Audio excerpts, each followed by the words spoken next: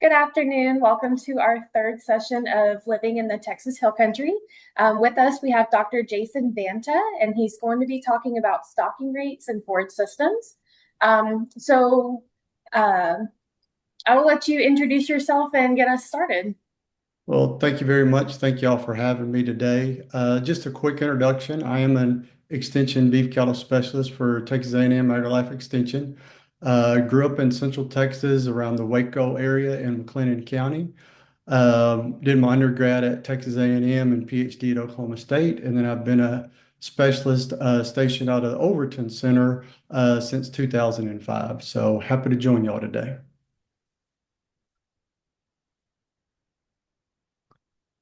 With that, I think we'll go ahead and get started. As Carly mentioned, we're going to talk about stocking rates and forage systems today. And this is a topic that can get kind of complicated pretty quick. So we're going to kind of try to boil it down to some of the basic things and help provide some information that will hopefully help producers do a better job of managing their operations, especially during times of varying rainfall.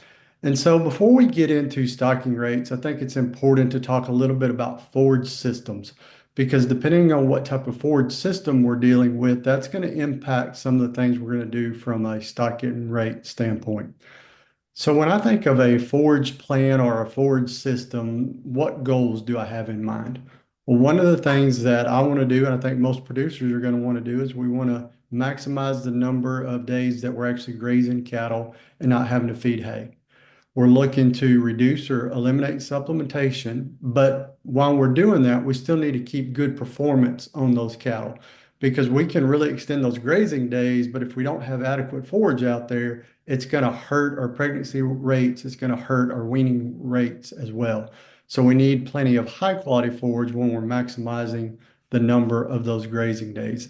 And so, kind of as a general target in a cow-calf operation, if we think about the number of cows exposed to a bull, then when they get bred and then hopefully raise a calf through weaning, we want at least 85% or more of those cows to raise a calf through weaning. And then we want to have good weaning weights on those calves. They don't have to be the highest weaning weights in the world, but we do want good solid weaning weights. And so that would kind of be the goal of a forage system. I think that would be appropriate for most operations.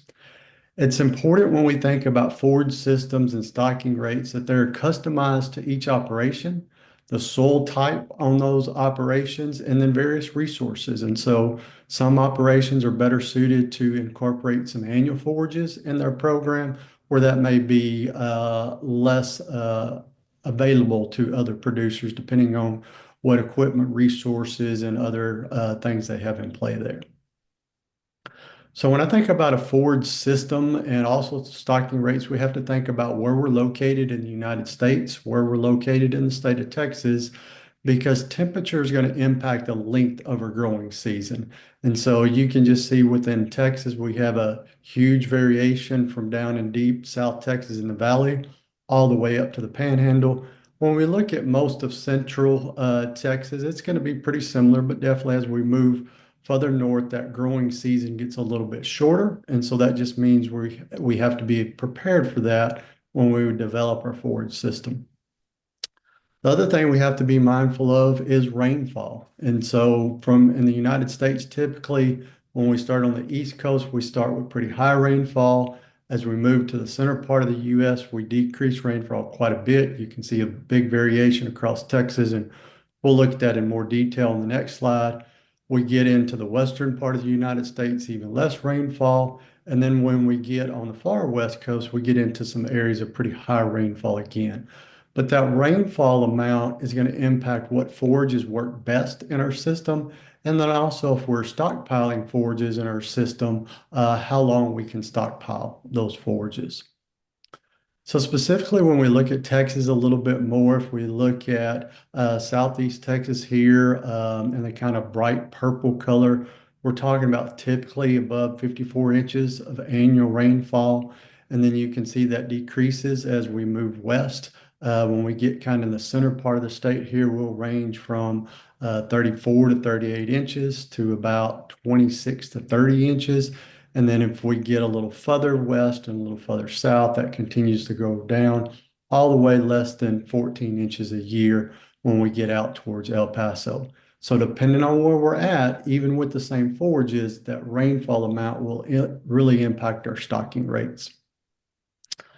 And then when we think about stocking rates, unfortunately, we always have to be prepared for droughts. And so if we look at the current drought map, this is what we're looking like. So most of the eastern United States and central United States isn't too bad. And it's actually improved here over the last several weeks, but definitely out west. And then parts of Texas are still seeing quite a bit of drought.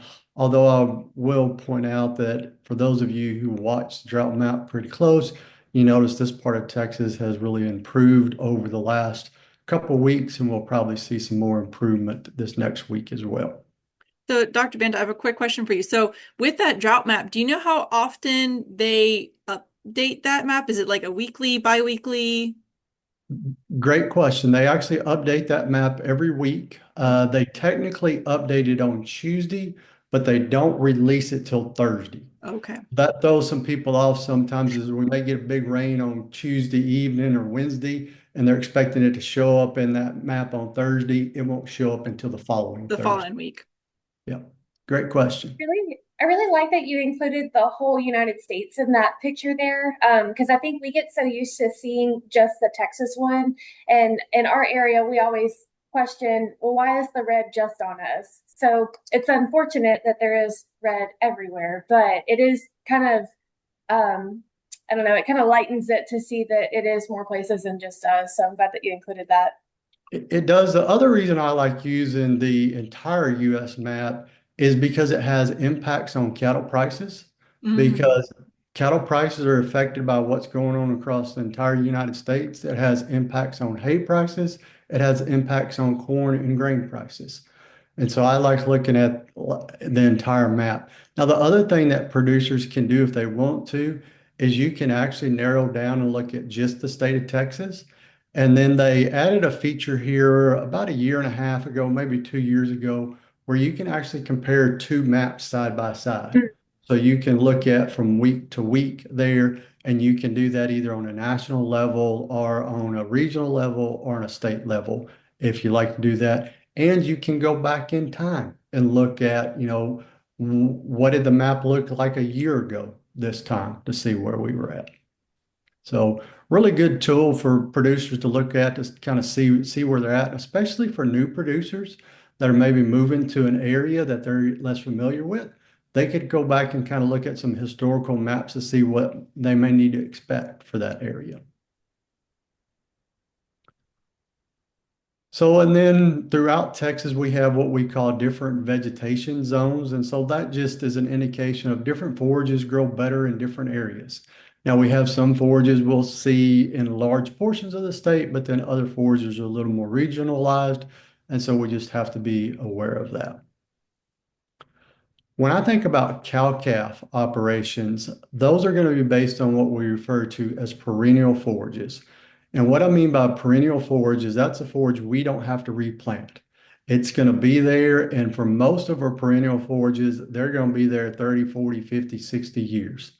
So when we think about something like Bermuda grass, if we think of an old world blue stem like WWB doll or KR blue stem or King Ranch blue stem, those will be there forever unless we try to kill them with some herbicide.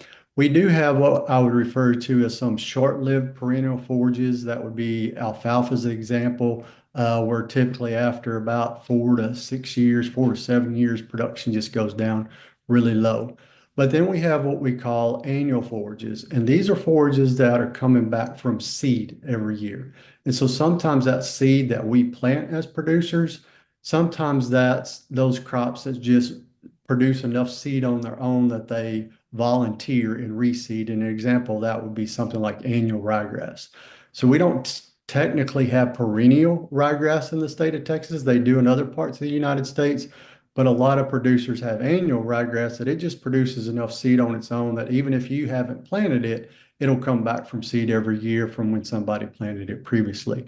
But when we think about these cow-calf operations, we're going to start with that perennial forage, and then we can use annual forages to complement our forage system. So just quickly, I'm going to talk a little bit about what I'm going to refer to as native range systems and introduced forage systems. By native range systems, we're talking about forages that are native to the United States. Introduced forages are forages that we've brought into the United States. And it's important to kind of understand some of those differences because we're going to graze those plants differently. And how much of that forage growth we use is going to be impacted by the type of plant we're dealing with. So when we think about native range forages, a lot of times people talk about tall grass prairie, mixed grass prairie, short grass prairie. We're literally just talking about the height of those plants there. When we think about tall grass species, we think about species like eastern gamma grass, witchgrass, big blue stem, little blue stem, Indian grass. Now, one thing I really want to mention here is I mentioned big blue stem and little blue stem. Those are natives. The old world blue stem I mentioned a couple slides ago, the WWBR, the King Ranch blue stem, the Clayburgh blue stem, that's an introduced species. And so it's important for producers not to get those confused, even though they both have blue stem in the name there. When we look at kind of our mixed prairie grasses, little blue stem would fall in that group again, but some other examples would be sand drop seed, side oats grama. And then when we get into some of our shorter plants, we're talking about things like blue grama and buffalo grass. A whole lot more that could be added to the list, but those are some of the main ones most people think of when they think about native forages. And those native forages are those, and I realize every region is going to have its own specialties, but are those kind of grasses that I would say a vast majority of Texas is probably going to have? Typically, when we think about the tall, mixed, and short, it's going to be based on rainfall. So the more rainfall, we'll see more of the tall grass species. As we get into that kind of middle portion of the state and less rainfall, we see the mixed species. And then when we get even drier, we're going to see some of those shorter species. And so I would suspect for most of y'all producers, they're going to be kind of in that zone between some of the mixed and some of the short grass. It'd be pretty unlikely to see things like big blue stem, Indian grass, eastern gamma grass when we think about the hill country or that portion of central Texas. That answer your question? Yes, yes, it did. Thank you. Great question. The other thing when we think about these native forages is we're not going to do what we call overseeding. So when I get to the introduced forages in a minute, we may grow a perennial forage for most of the year, but then during the fall and winter, we'll come in there and plant something on top of that. With these native plants, they can't handle that kind of management, so we're not going to do that. And so we'll have the native forages, but then what some producers will do is they'll have a dedicated prepared seed bed field where during the winter they may plant some wheat or they may plant some oats or something like that. And during the summer they may plant Sudan grass or sorghum Sudan hybrid or something like that. But we're going to have the native plants in part of the property, the annuals in another part of the property. We're not going to do that on the same acreage. When we look at our introduced forage systems, we can manage these a little bit different and they're I would say a little bit more robust. They can handle a little heavier grazing pressure and a little more mismanagement. That doesn't mean we want to mismanage them, but they do have that ability to tolerate that a little bit more. And so some examples there would be something like Tifton 85. And some of your producers may be thinking, well, why do you have Tifton 85 and Bermuda grass on two separate pitchers? That's because TIF 95 isn't a straight Bermuda grass. It's actually a cross between Bermuda grass and star grass. So just like a sorghum Sudan grass is a cross between a sorghum and Sudan grass, Tifton 85 is a cross as well. So I put it in a different category than just straight Bermuda grass. So Tifton 85, Bermuda grass, Bahia grass. Bahia is one of those very specific to the higher rainfall areas of east and southeast Texas. You're not going to see that one in the hill country. Dallas grass is one that you could see in some of those lower lying areas that really hold a little bit more water. But then as we get more in that kind of central Texas area, we see things more like we continue to see Bermuda grass. It's got a pretty good range across east and central Texas, and even we'll see it in some parts of West Texas, especially under irrigation. Buffalo grass, Notice buffalo grass and buffalo grass are two different things, so we have to be aware of that. One of them's an introduced and one of them's a native. The other thing, just quickly, when we think about buffalo grass, is it doesn't do real good on heavy soils. It likes a lighter soil, so we have to be mindful of that. Same thing with most of our Bermuda grass species, they like a little lighter soil. In contrast, Klein grass or old world blue stems can take some of those heavier soils. And so that's where we want to match those plants. Now, Klein grass is a little different than Bermuda grass and old world blue stems, is it doesn't tolerate heavy grazing quite as well. So we have to be a little bit more mindful of that when we're dealing with Klein grass. And so that would impact our stocking rate. We're not going to stock Klein grass quite as heavy as we would Bermuda grass or old world blue stems. So the next thing I like to kind of mention is, well, what are some of the management factors that affect forage production? So we've already talked about those environmental factors, and those are things we can't control. But what are the things we can control that's going to impact forage production?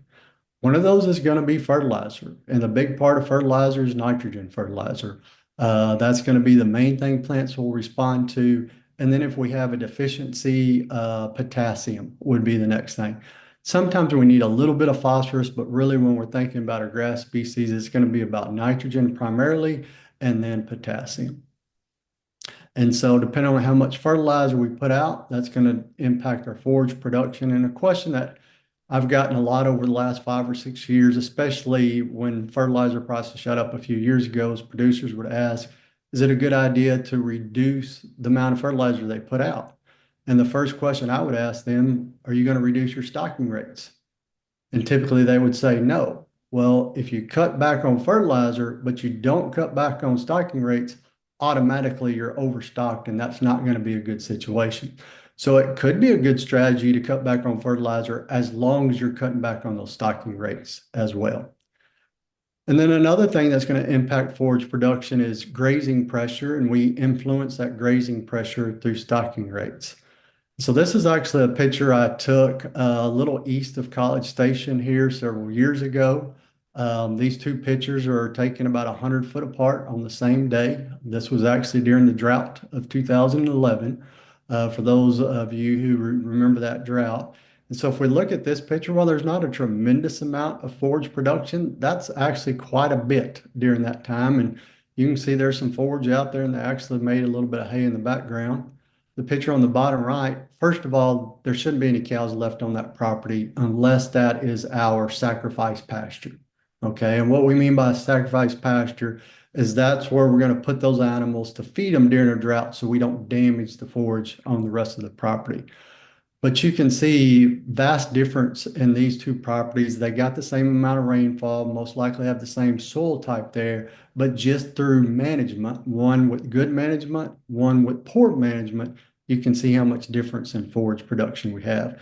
If you look real close on this bottom picture, look in the ditch here, you can actually see they got a little bit of rainfall and grew some forage in the ditch, but they had damaged the forage in the pasture so much that just not much production out there.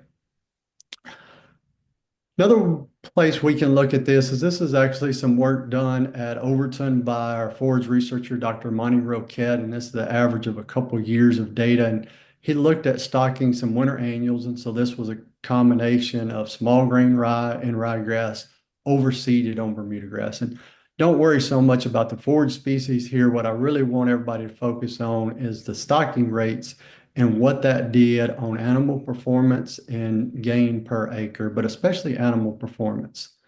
So at the low stocking rate, those calves during that 158-day period gained almost 3 pounds a day, so 2.95 pounds. With the medium stocking rate, we dropped that average daily gain to 2.12.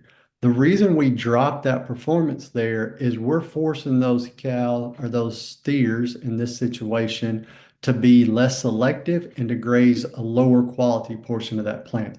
So with a lighter stocking rate, they can eat the higher quality portions of the plant and leave the lower quality portion. You can see on the high stocking rate, we dropped that average daily gain down to less than a pound a day. So just from low stocking to high stocking, we see a difference in 2 pounds of an average daily gain. You think over a 150-day grazing period, That's 300 pounds difference in how much one steer gained from another just due to stocking rate. All right. And it's real easy to see here, average daily gain. We would see the same thing in our cow herd, but what we'll see there is changes in body condition and changes in weaning weight of those calves. Um, so we can really have some positive impacts from what we do from a stocking rate standpoint or some negative impacts. This happens to be some work out of Oklahoma State on some tall grass native prairie. They actually looked at a series of stocking rates over a couple of years from 1989 to 1991, and they looked at either continuous or rotation grazing. Um, the triangles would be continuous, the dots would be rotational grazing, and then you can see the line there. But what I really want everybody to take away from this slide is look at as we increase the stocking rates, as we go across the horizontal axis, we reduce animal performance. And they reported animal performance just the total weight gain across the season.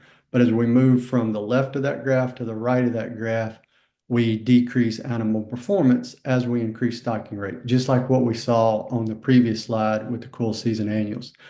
Now, one thing some producers may be looking at when they look at this slide is we actually saw better animal performance with continuous stocking than we did rotational stocking. And that's pretty typical.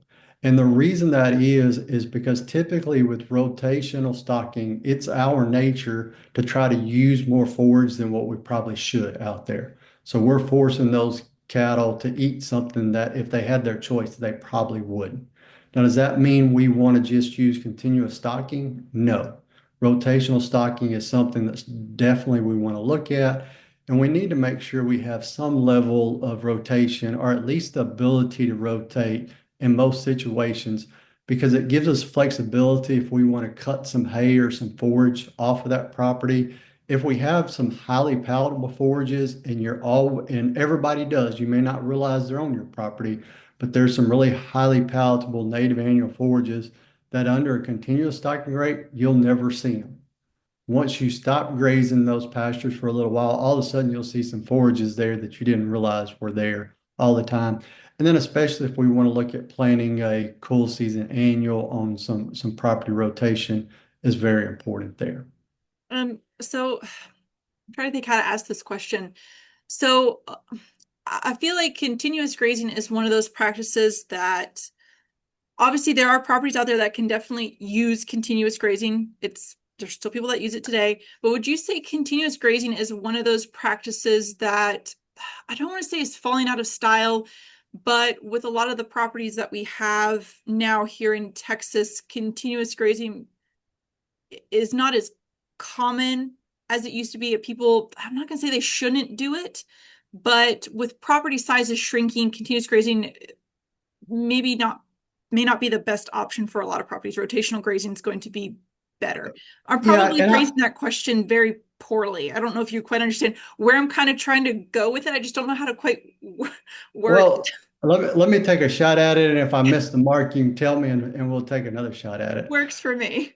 So, what I would say is, especially in the media, in the popular press, we've heard a lot of talk about rotational grazing the last 3 to 5 years. Mhm. I would say that's not something that's really new. Yeah. There's always been a cycle of, people get on the bandwagon of rotational grazing, kind of forget about it for a while, and it comes back. So it's not something new. It's something Right. we've been doing forever. Mhm. But what has become new is there's new buzzwords out there. So whether we want to call it regenerative grazing, that's kind of one of the latest ones. Rotation's part of that. That's something we've been doing for the last 100 years. It's not anything new there.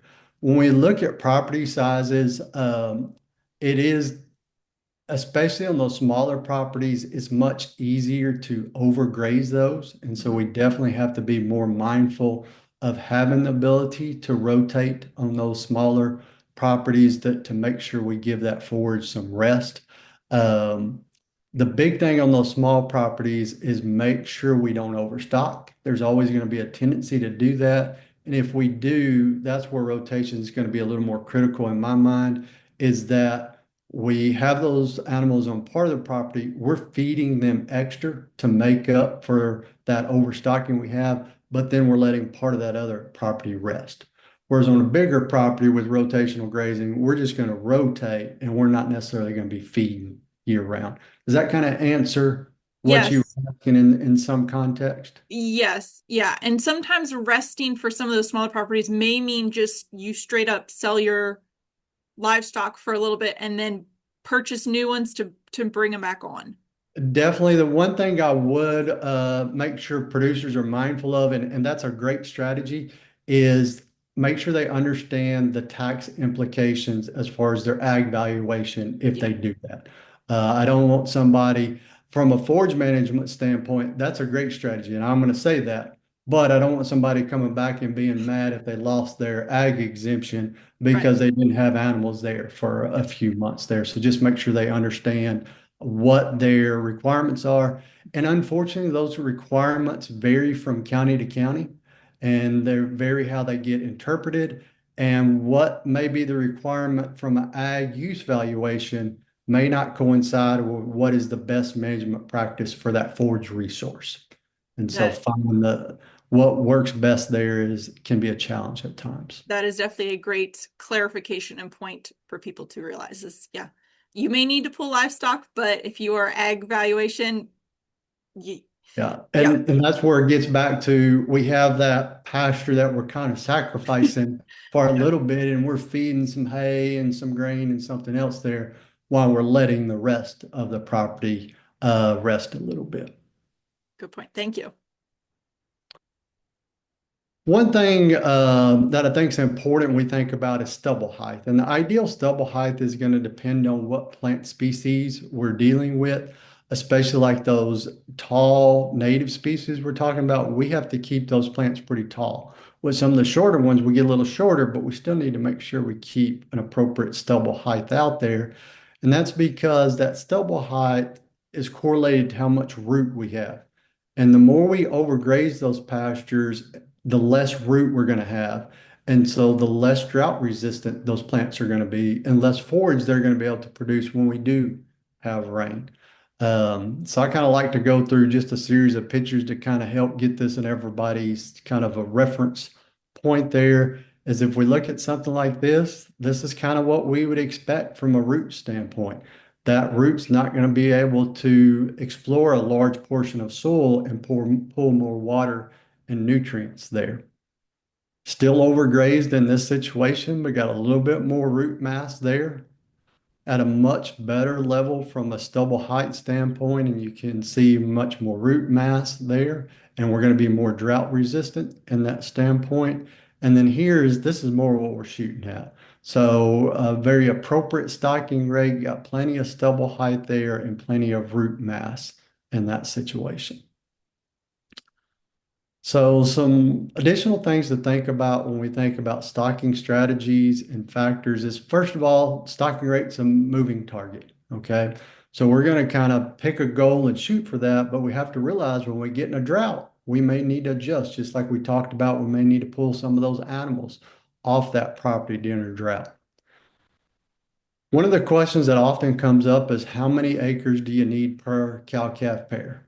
And in extension, we use the response a lot of times is it depends. Not because we're trying to dodge the question, but depending on several factors is really going to change what the most appropriate answer is in that situation. And so the first thing we need to do is determine how many grazable acres. Just because we own 100 acres doesn't mean we have 100 grazable acres. When we take the woods out, when we take the roads out, when we take the ponds out, when we take the buildings out, maybe we went from 100 acres we own to really only having 60 or 65 that we can graze.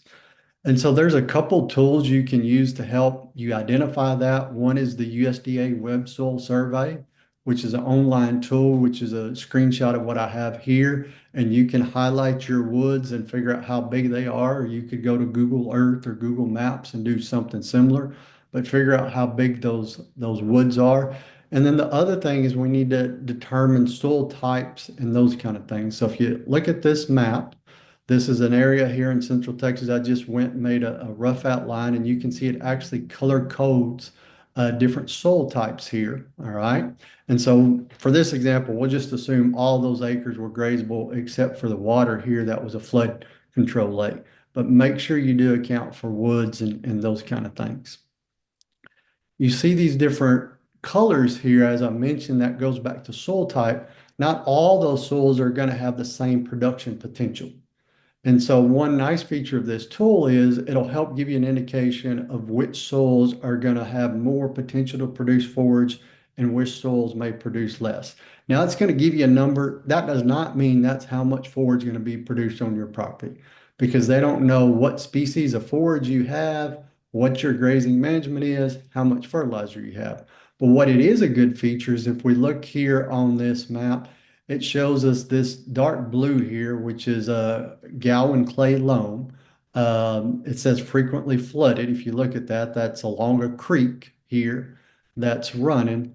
But it represents 15% of the area we highlighted here. It's actually 109.4 acres.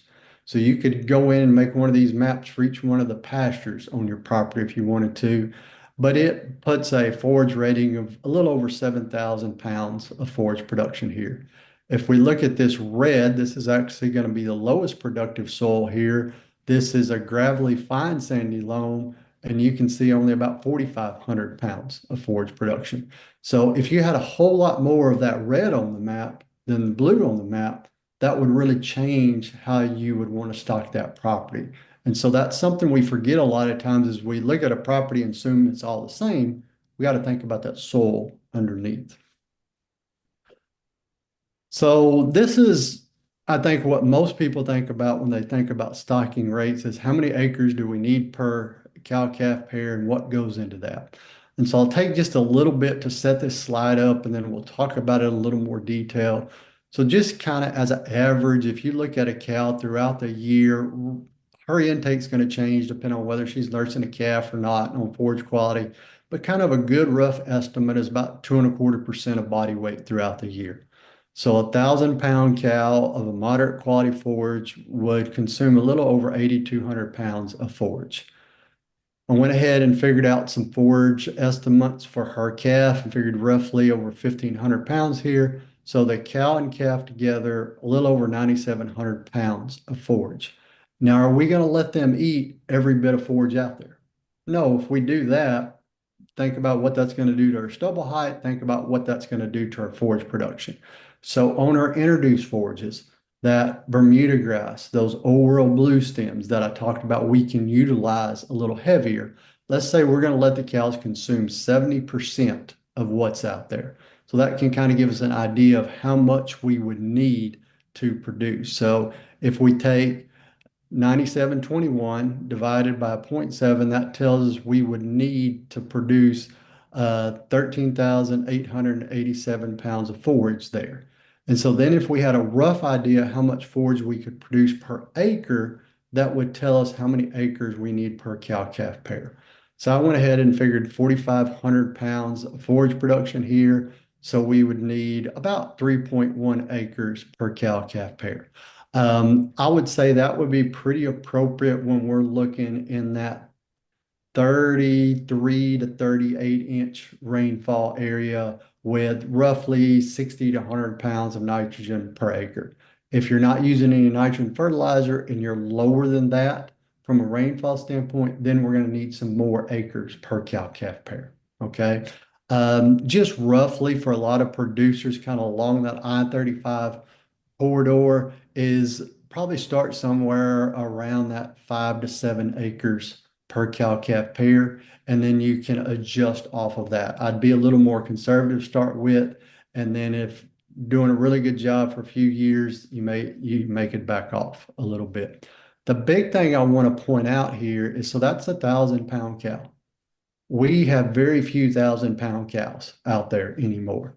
And so if we look at a 1,200-pound cow, we go from 3.1 acres to 3.7 acres. If we look at a 1,400-pound cow, we're up to 4.3. So just going from that 1,000-pound cow to that 1,400-pound cow, we increase how much acreage we need in this example by 1.2 acres. And that's one of those things that have gotten a lot of producers in trouble is they remember how many cows granddad or dad ran, and they try to run the same number of cows, but those cows are 300 pounds, 400 pounds bigger than what they used to be. And so we have to run a whole lot fewer cows. So we have to make sure we adjust those stocking rates based on the size of cows we're using in addition to all those other factors. If we look at our native forages, I mentioned this a couple times, they cannot handle the same amount of grazing pressure. If we graze our natives like we do our introduced forages, we're going to lose those native forages. All right. So we're only going to typically consume about 25% of what's out there. And sometimes people hear the rule, take half and leave half. When we're talking about taking half, we're not consuming all of that. There's going to be some of that forage that gets lost. So of the half we're taking, we're really only consuming about half of that is where we get that 25% utilization. So with their three sizes of cows and figuring 3,000 pounds of forage production here. So on those native forages, we're looking at going somewhere between 13 and 18 acres per cow calf pair in that situation. So over 5 acres difference just between 1,000 pound cow and a 1,400 pound cow there. And so that other, I'll say 25, so you said that take half, leave half. I've heard that saying before. Would you say maybe that, I'll say the take half, you said you're really only going to take half of that half, so you're 25%. So that other 25%, would you say is probably that number saved for like wildlife, since wildlife you can control So, wildlife populations, but that's something that you're not going to say, I don't want any deer anymore. And you're not going to be able to go in and remove every single deer or well, you could remove all the exotics, but you can't remove all the deer or other grass eating or wildlife on your property. so you mentioned something very key there, exotic. So when we think about white-tailed deer, the diet they consume is drastically different than what a cow consumes. So a white-tailed deer is not going to consume the forage like a cow will. They're going to consume more browse and forbs and those kind of things. Now, if we have wheat out there or oats out there, yeah, cow and deer are both going to consume those, but those are introduced. Those are not these native forages we're talking about. So the part that we're leaving it, we're not utilizing there is not so much from a wildlife standpoint, unless we're talking about some of the exotic species. What it is when cattle are grazing, when they take a bite of that forage, not everything goes in the mouth. Some of it falls on the ground.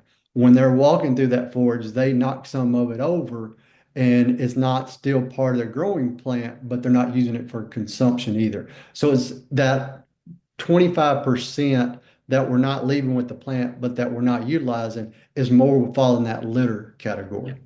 Does that answer your question? Yes. Yes, it does. And I had a quick question too, and you may have kind of touched on it a little bit, so sorry if it's repetitive, but if you're if I was a landowner and I'm watching this, I may have the question of, well, how do I figure out what my forage production is? How many pounds of forage am I getting? Is that something that they could find on the soil web survey and get kind of a rough estimate, or do you just kind of have to calculate it based on what they're eating and all that? Yeah, so that's one of the things that's real challenging. So it's real easy to show in the example how you would do the math. What I would say is I wouldn't encourage producers to walk through the math like I've done here, Sure. right? I want them to look at the math so they think about the difference between the 1,000 pound cow and the 1,400 pound cow. In some situations, they may get some forage estimates if there's a research center located in their region that's producing some forages, they may could get some estimates there. But really what I would encourage them to do is visit with their county agent, visit with an experienced cattle producer in that area and see what a typical stocking rate is and base it off of that. Okay. And so use that stocking rate rather than trying to calculate forage production and walk through the math. The math is really good to show the difference between the 14,000 pound and 1,400 pound cow, but it's really hard to get an accurate number of what this forage production is. The exception to that is when we get into further West Texas and we're typically only producing forage for about 60 to 90 days of the year, then we can go in there and actually clip those pastures and get an estimate and do that math. But if we're in a situation where we graze that forage, we get some rain and it grows again, we graze it and it grows again, it's really hard to get a good annual number. So I would focus more on what is a local stocking rate recommendation. Does that answer your question? Yeah, that's perfect. Thank you. And that is a really good question because that's something everybody will, what's my number? Well, that number is real difficult to ever see. So when we think about stocking rates and hopefully we're kind of putting some things together here and we've talked about it in an ideal scenario, but we started off talking earlier about drought and how we don't always get rain when we need it. And sometimes when we look at the total annual rainfall, it may look pretty good and it may be right on target from an average standpoint, but maybe we got all that rain at one point of the year and then we're dry for a large portion of the year. And so when we think about stocking rates, I always encourage producers, if they think this is kind of their target, go ahead and stock about 80% of that target. And by stocking at 80% of that target, it gives them much more flexibility so they're not having to sell off animals as quickly if we do get into some drought situations. They can actually make more money most years because we don't have to supplement as much. We don't have to feed as much hay. Those cows are in better condition. Our pregnancy rates are better. So whatever you think your stocking rate is, really good idea to back off and only stock about 80% of that. And then what we can do, instead of having to manage, we don't have enough forage, what do we do? We're in the situation of managing in those times where we have a little extra forage. What can we do with that extra forage? So when we do have that extra forage, maybe that's a good opportunity to make some hay and store some hay. If we can store that in a barn or something like that, or if it's in the spring and we can't get hay made, then baleage would be an option. If you can make hay, always make hay over baleage. That's going to be a better situation. If we have extra forage and you normally fertilize, skip a nitrogen application and save a little bit of money. We're using that nitrogen to produce more forage. So if you already have plenty of forage, we can save a little bit of money there and not hurt that forage production any in that situation. The other thing we can do is let those cows nurse that calf another month or 6 weeks. And so now we have a little bit bigger calf to sell. Or maybe we're in a situation where we wean those calves, but then we go ahead and background them and run them as stockers on grass on our property for a period of time. And the other thing is in those years when we have a little extra forage, there is absolutely nothing wrong with letting some of that forage go unused. We don't have to graze every bit of forage out there. And so just getting in that mindset of it's okay not to use it all can really be beneficial. So hopefully that'll help answer some of the questions around stocking rates and stocking strategies. Happy to answer any other questions.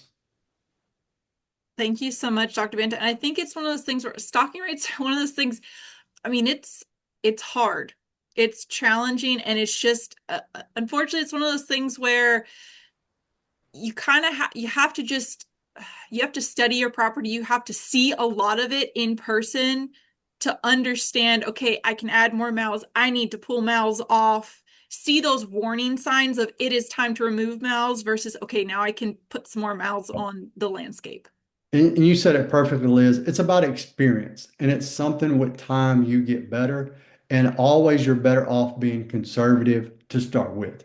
It's a whole lot easier to deal with that situation than if you have too many. And I'll just share a quick little story along that line. So, one of my colleagues, when he retired, he decided to get into cattle business. So he asked me if I'd help him go buy some cows. So we went out and bought some cows.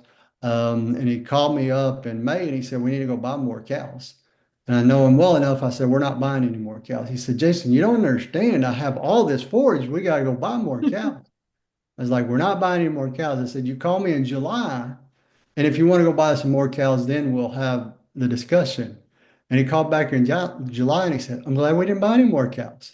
And that's one of the big things that people have to realize is during the springtime, if you're stocked using all your forage in the springtime, that typically means the rest of the year you're overstocked. So in the spring, you're always going to have more forage than what you need if we're in a normal year. And so you have to fight that temptation of wanting to go out and buy more animals there. We have to think about the bigger picture and the long-term stocking rate for the operation. And I think that's a great point is yeah, especially when we have a lot of rainfall, it's going to look really, really good. And it's so tempting. But yeah, it's not going to stay that way forever. Yeah, you have to fight that urge. Enjoy it while you have it, but Yeah. fight that urge. Well, Carly, do you have any other questions? Um, there's like a question wrapped into a statement. But kind of when we were talking a while ago about you had mentioned, see what your neighbor's doing, see what the typical stocking rate is at that in your area. I was just gonna kind of mention, I think the trial and error is part of the fun in it. And so I don't know, maybe just like a little reminder to those that are listening that you may have to go through some trial and error. Right now we're in a drought, like you mentioned earlier in 2011, we had a drought too. Some years are going to look better than others, and you've got to change your plan again. And like you said, move your target. And so um, I think that is just kind of a good reminder for some that they want to do it by the book and they want to do the math and all that and have it perfect on paper, but really the fun of it is the trial and error part, in my opinion. And it is actually as much of an art as it is a science. Sure, And yeah, you, that's a and good you point. have to learn how to do it, in my opinion, with your eyeball. You can't do it with the calculator or some stick to measure forage production. You got to use your eyeball to look at that stubble height and be thinking about, well, hey, this is what my stubble height is right now, but I just got an inch and a half of rainfall. Temperatures are warming up. I'm fixing to get some more forage production. Or my stubble height looks pretty good right now, but I haven't had any rain for 3 weeks. There's not any rain in the forecast. So even though it looks great right now, I have to be thinking what it's going to look like a month from now and make those adjustments. And so that's where that Exactly. trial and error comes in. And I just encourage producers, don't get frustrated. Everybody makes mistakes is one of those things that takes practice. And with more practice, you get better at it. But to help avoid some of those big wrecks is where if we stay a little more conservative to begin with, it makes it much more enjoyable to be in the livestock business or the cattle business. And I think it's also one of those people need to remember is as long as you're not to, and even if you are, but as long as you haven't reached the point of where you're pretty much bare ground, you'll bounce, the forage will bounce back, not super quickly depending, but it will bounce back. When you're at bare ground, it's not that you can't come back from it. It's going to take a little bit of time, but you can come back. Yeah, and that is a great point, Liz. And that's one of the things a lot of people make the mistake is they think, well, I need to go put some more seed out there, Yeah. or I need to replant. Now, what you need to do is get the animals off and give it a Yeah, little bit of time, and that typically will fix it. You probably have enough seed out there. You probably have enough forage left. We just got to get the grazing pressure off of it and give it a chance to come Yes. back. Continuous overgrazing will deplete what's called your seed bank, so that natural seed that's in the soil, but that would take years and years of Keyword, years and years and years. yes, one couple months of overgrazing of um I'll say mistakes, not the end of the world. May seem like it, not the end of the world. Absolutely. Great point. All right. Well, we hope y'all enjoyed today. Thank you, Dr. Banta, for being on. Um, we will see y'all down the road. I don't know what we have planned for next week, Carly. I forgot to look at what we have planned. Do you I remember? actually have it pulled up. Oh, We good. have we have rotational grazing with Dr. Andy Herring with Texas A&M as well. So that's will kind of be a continuation of today's topic. And so this was a great intro. And I don't know, I get a lot of questions about stocking rates. And so I think that really hit the nail on the head there. So thank you for joining us today. Thank you very much. Glad to do it. And if you do have some producers that have some questions, I would just encourage them to get a hold of their county agent, and then the county agent can get a hold of us and we can get those questions answered. Absolutely. Awesome. Thank you. Thanks again.